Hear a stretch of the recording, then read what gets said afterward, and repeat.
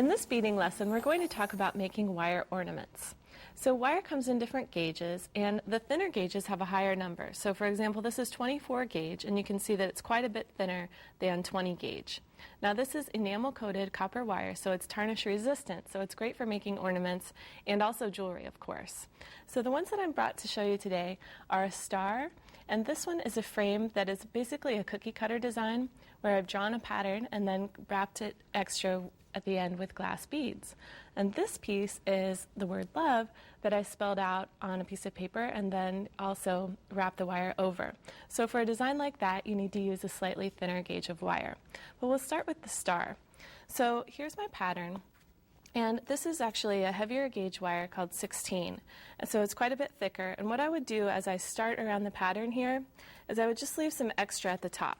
And this is where you're going to make your hanging loop when you get to the end of the design. So then you can just use your fingers or pliers to bend the wire along the pattern. So you can see how easy it is to create the basic shape.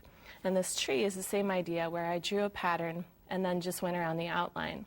Now to embellish this further like the star, you would just come with your 24 gauge wire and wrap it around this frame and add crystal beads here.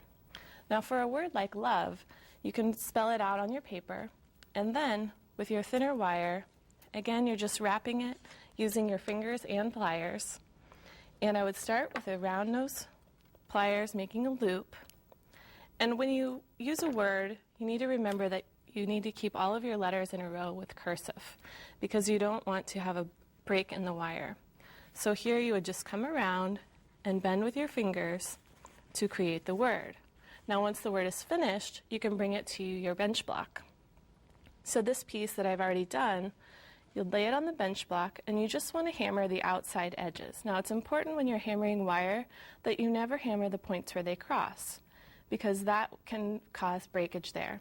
So you just come in with your chasing hammer and tap along the edges, and this is going to give you a sturdy design that will last.